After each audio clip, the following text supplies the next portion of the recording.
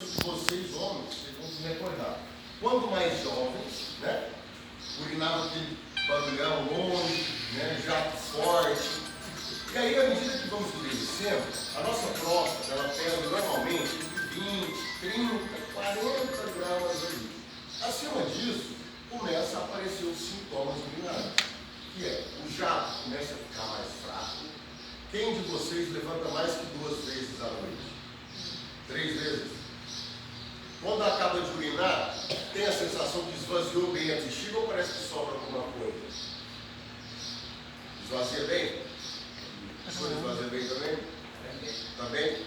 O jato de vocês é fraco, médio ou forte? Fraco.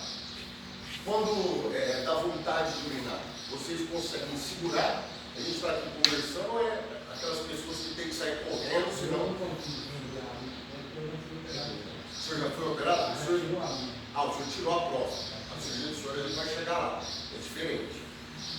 Antes de tirar a próstata, o senhor chegou a tomar algum remédio na próstata? Tomei. O que você tomava? Você lembra? Alguém que toma remédio para a próstata? Eu não. O que você toma? Combogard. Combogard eu brinco que é a Ferrari para tratar as próstatas.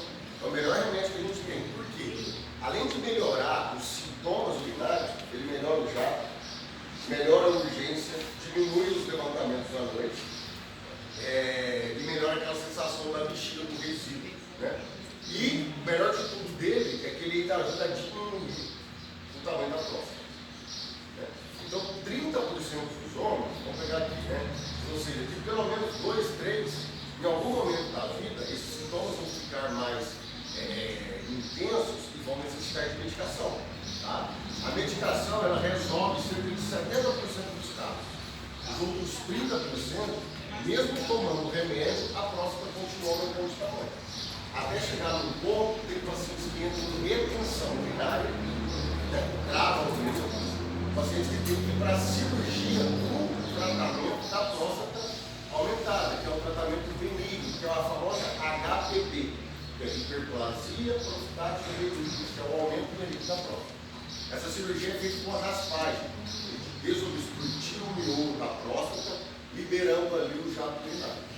A outra doença que acomete a próstata, que preocupa muito mais a gente, e é esse o motivo que a gente está aqui hoje, é o câncer de próstata. O câncer de próstata é o segundo tipo de câncer mais comum entre os homens, e só perde com o câncer de pele, que é o não melanoma, então do sol. Tá? 1, 2, 3, 4, 5, 6, 7. 1 a cada 7 vai ter câncer de próstata em algum momento da vida. A estatística está aqui na nossa frente. Ele tirou a próstata por quê? Não deu de câncer, não foi isso? Não deu câncer? O senhor tirou a próstata inteira. Sim. Eu fazia acompanhamento médico mas isso não dá problema não. Sim. Uma hora para outra, fui médico, ele falou assim, se eu tenho que tirar ela, porque aqui depois ela vai ter um problema. Entendi. E depois mais não será. E assim eu fiz, tá? Vamos lá. Então, pessoal, como é que a gente faz essa prevenção, né? Vocês mulheres, vou dar um exemplo por quê? O Outubro Rosa, ele antecede, né, o Novembro Azul. Por quê? 99% de vocês são as grandes responsáveis pela nossa condição de bem-estar e saúde, porque vocês se cuidam muito mais do que os homens. É cultural, né? Quem aqui tem um filho e filha, casal em casa? Vocês? Vou dar um exemplo bacana. Casal. Quando pequenininhos, levavam no pediatra, né? Assim, levavam no pediatra, certo? Quando vira mocinha, o que a mãe faz? Leva no ginecologista, né? E o menino, quando vira adolescente, virou mocinho, o que o pai ou a mãe faz? Não procura. O homem não preocupa com a saúde, é cultural. É cultural. É por isso que eu insisto em vir palestrar, conversar, levar orientação para a gente tentar mudar essa cultura. Coisa que não é fácil. Tá? A mulher,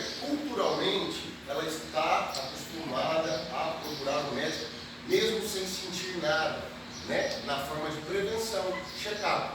Tanto é que as estatísticas mostram que a sobrevida de vocês é de 7 a 10 anos a mais do que nós homens, sabia? Simplesmente pelo fato de se curarem, de cuidar. Então eu costumo falar, o Outubro Rosa, ele antecede o Novembro Azul, porque chama a atenção cada vez mais essas campanhas, e vocês mulheres, muitas vezes o paciente chega lá com ele acompanhado da mulher e fala, como é que eu posso te ajudar? Ah, não sei, pergunta para ela, foi marcou consulta? Eu nem não. É isso mesmo. Boa pergunta. Câncer de próstata, tá? A Sociedade Brasileira de Urologia, que é o que a gente segue aqui no Brasil, que é baseada na sociedade americana e na sociedade europeia. Então, os guidelines, os estudos, recomendam que todo homem, a partir dos 50 anos, ou a partir dos 45, quando se tem um histórico de câncer na família, de próstata, parentes de primeiro grau. O que é primeiro grau? Pai, avô e tios, irmãos dos pais. Ou pacientes da raça negra. Tá? Essa é a recomendação. O que eu tenho feito no meu consultório? Vou falar por quê. Todo homem, a partir dos 40 anos, eu peço PSA para todo mundo. Esse ano eu tive uma surpresa, eu operei o paciente mais jovem que eu operei na minha vida de câncer de próstata, mas é um caso muito atípico, é uma raridade, que é 1% de todos os cânceres de próstata, infelizmente foi esse paciente, com 38 anos. Um câncer de próstata avançado, paciente jovem e um câncer muito atípico, tá? Foge da regra, tá? O ano passado eu operei 3 abaixo dos 45 anos. Então, assim, quando você começa a investigar, né, e é um exame simples. Então, o que é o PSA? O PSA é um exame do sangue, assim como os outros. Né? É um exame que é uma proteína que a próstata produz e a gente dosa no sangue. Tá? Então, o câncer de próstata, não tem como a gente prevenir ele. Né? A prevenção primária, ela não existe. Né? Então, a gente tem que preocupar com o quê? A alimentação, que vai ajudar na prevenção de vários outros cânceres, principalmente o estômago e o intestino. Os americanos têm 8 vezes mais câncer de próstata do que os japoneses. Por que vocês acham? Gordura. Alimentação rica em gordura, fast food, alimentos condimentados, enlatados, embutidos. E uma vida saudável, prática de esporte. Essa é a prevenção primária. A gente vai dar alguma doença de Crohn, alguma doença inflamatória, uma doença autoimune. Isso cria uma inflamação crônica, né? E faz com que pacientes jovens, eu estou com um paciente. Eu estou com um paciente de 40 anos internado lá na Abadia que teve uma diverticulite perfurada. Perfurou, caiu fezes na cavidade, teve que ser operado às pressas, né? Então, assim, por conta de inflamação, doença inflamatória. HIV, cirurgia, né? Foi cirurgia? Não precisou do bolso? Não precisou. Mas o médico disse assim que ainda está ali. Provavelmente, com o passar do tempo, vai ter que cuidar Tem que cuidar. E não Mas aí que tá. o que faz finalizar esses mulheres. Mas carecemos de revisões, né? Assim como o carro, o caminhão a cada 10 mil quilômetros tem que levar para revisar, trocar o óleo, apertar, trocar a vela, correia, tudo mais. Nós temos também o check-up. O nosso corpo tem muitas doenças que não dá sinal de sintoma. A gente só descobre quando faz os exames de sangue. Principalmente colesterol alto. Quem aqui acha que tem um colesterol normal? Acho que ninguém. Pois é. E dá algum sintoma? Não dá. Não dá sintoma, colesterol alto. Por isso que a gente tem que prevenir ácido úrico também. Não dá sintoma, vai dar sintoma quando ataca a gota. Né? Então, são exames, o diabetes, a glicemia, o paciente que começa a sentir algum sintoma, já está com diabetes muito alto, descontrolado. A família do pai dele, todos praticamente têm problema de diabetes. Ele já fez todos os exames e não deu Ótimo. nada. Mas tem que prevenir, porque nada impede. Mas nada impede que ele possa desenvolver. Com a alimentação dessa do jeito que ele está, né, ele não tem o diabetes tipo 2, que é aquele que a gente nasce, ele tem o diabetes tipo 1, que é o adquirido. Entendeu? Então, assim, a alimentação é fundamental. Ele não sabe que hoje que ele trabalha na Nordeste, não é um problema. Eu fui lá, eu dei uma palestra na semana passada, no Nova Brasil. O HDL, o LDL, o VLDL, os triglicéridos, a glicemia, que é o açúcar, o ácido úrico, o PSA, né? E dependendo da história do paciente, na minha família teve câncer de pulmão. Então, pedi um marcador tumoral para câncer de pulmão. Na minha tem história de câncer de intestino. Você já fez colonoscopia a partir dos 45 anos? Não, nunca fiz. Então vou fazer um exame de sangue oculto nas fezes, né? E aí a gente vai pesquisando ali, né? Na minha família tem história de câncer de mama. Então vamos pedir o marcador tumoral. Então isso daí a gente já consegue, né? Juntamente com o ultrassom, né? Eu peço sempre um ultrassom dos rins, bexiga e próstata. O paciente coleta e volta comigo no consultório. Muitas das vezes, né, os exames vêm normais, mas vira e mexe eles têm as surpresas.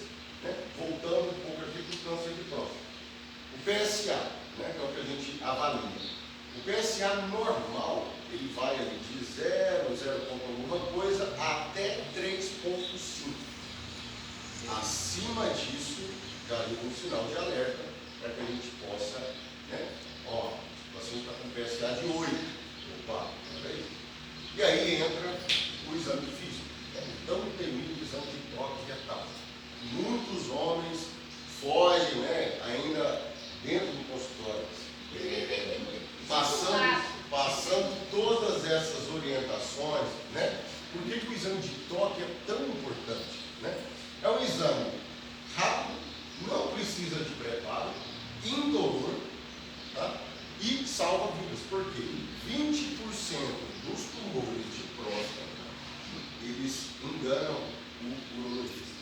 Ele vem com um PSA normal e no toque a gente descobre o nódulo. Entendeu? Então, de cada 10 pacientes, 2 com exame de PSA normal, no toque vem alterado. E o pior de tudo, o câncer que tapeia o PSA, que é descoberto com o toque, é um dos mais agressivos. Você tem noção? Então, né, o que é o câncer? O câncer nada mais é do que uma mutação da célula. Qualquer tipo de câncer. As nossas células do organismo estão sempre regenerando. Intestino, pele, próstata, as nossas hemácias, que é o sangue vermelho. A cada 120 dias elas são substituídas. Não? Deus é perfeito, incrível. Como é que é? A medicina é linda. Quando vocês começam a estudar, eu sou apaixonado nisso que eu faço. Então, o câncer, eu costumo dar um exemplo que é pensa numa montadora de carro, de robô, cada um tem uma função lá, para cruzar a porta. Às vezes vem uma porta que está sem a rosca. E o que vai acontecer? Ela não vai roscar. E passa batida ali naquela linha de produção. Só que lá na frente tem as nossas células de defesa que vai analisar se não tem a porta, olha só se não passa, essa porta está estragada. Tira aquilo do mercado, né? Essa seria a função da nossa célula de defesa. Reconhecer essa célula deficiente e matar ela. Falar, ela não é daqui, ela está com problema. Só que, às vezes, passa batido.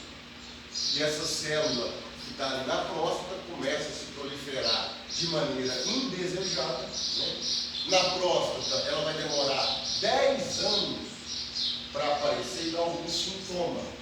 O câncer de próstata, diferente do aumento benigno da próstata, que dá jato fraco, ele não dá sintoma nas fases iniciais.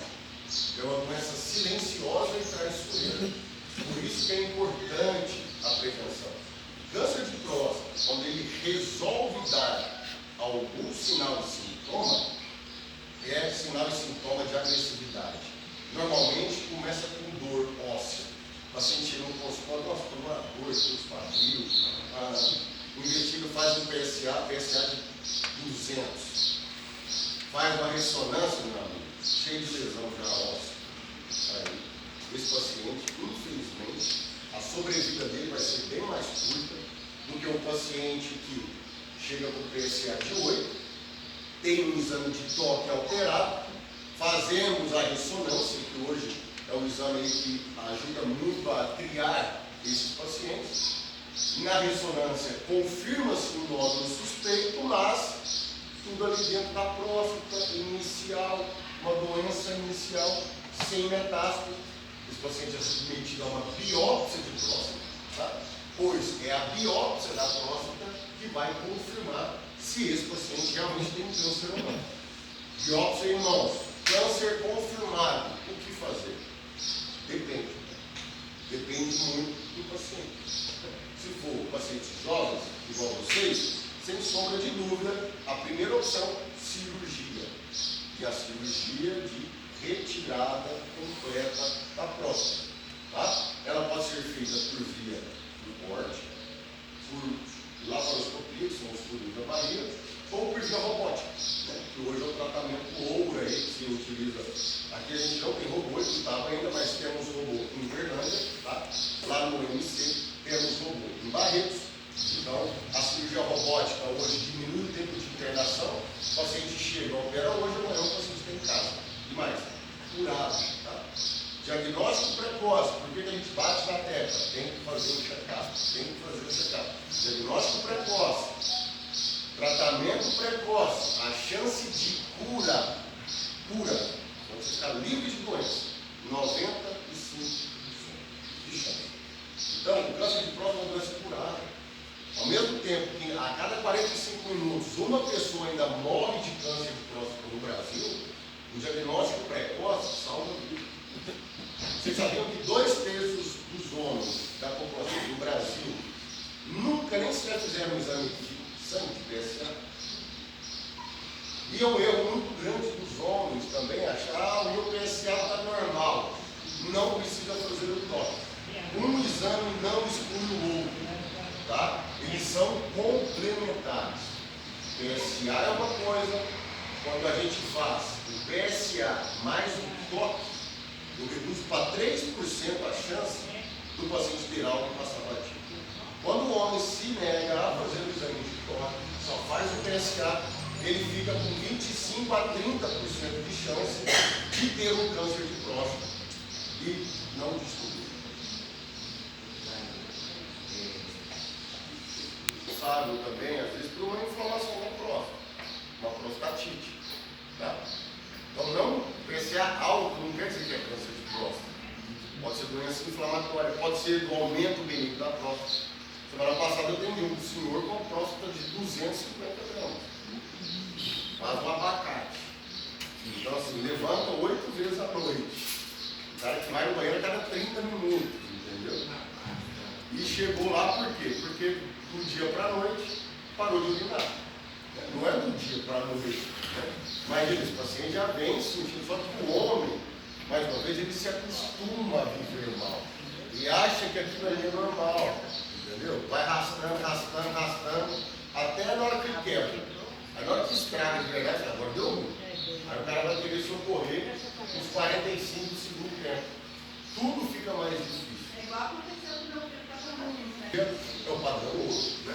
Agora tem pacientes, na semana passada atendi um senhor de 88 anos que fez um diagnóstico de câncer de próstata. Aí a gente não vai indicar cirurgia, né, para esse paciente. Por quê? Uma, a gente pensar na sobrevida dele, né? Já vem combalido, tem insuficiência cardíaca, é um paciente que não suportaria o procedimento cirúrgico. Né? Então, para esse paciente, a gente pode recomendar radioterapia, tá? Podemos propor para ele bloqueio hormonal, tá? Quimioterapia. Então, a gente tem uma gama de tratamento que a cirurgia de pró é o grande temor dos homens, tá? A cirurgia então, o meu tá broxando, então. Então, o meu tá broxando, doutor. Então, o meu tá não. Pode sim atrapalhar a parte da potência do homem, tá? Por quê? A próstata, lateralmente a próstata, passa todo o cabeamento, vamos dizer assim,